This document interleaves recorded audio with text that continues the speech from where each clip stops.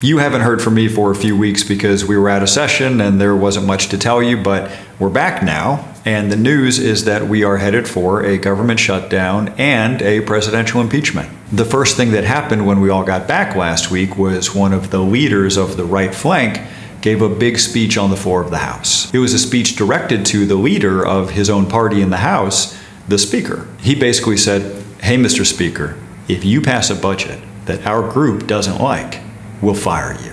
We've got the votes to end your speakership, and we will call a vote every single day until you're gone." But what he really meant was, look, we know you're going to pass a budget this year, and we're not going to like it. So you have to give us something we want, or we'll fire you. The number one thing they want is a shutdown, because a shutdown comes with a ton of media attention for them. And as I've told you, for a lot of them, media attention is the whole ballgame. But what changed last week was the right flank basically saying that a shutdown wouldn't be enough. They wanted something more: impeachment.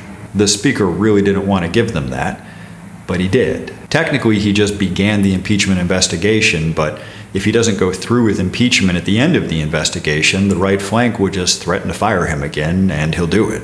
So basically, in exchange for being able to pass a budget at some point this year, the Speaker is trading his right flank a shutdown and an impeachment. The reason the Speaker doesn't want to do either of those things is he's worried they're going to hurt his party in the next election, and he wants to grow his majority. Right now, he only has a majority by 5 votes, which has made his life a living nightmare, because it means he just gets taken hostage over and over again by his right flank. Meanwhile, his right flank knows that if he's successful in growing their majority, ironically, it just means less power for them, which is why they're fine forcing the Speaker to do things that could backfire in the next election. Having a narrow majority lets them remain the decisive faction. And if forcing a shutdown for media attention seems like a really weird strategy, it's because you're not the target audience. The target is voters who get almost all of their news from certain cable news shows.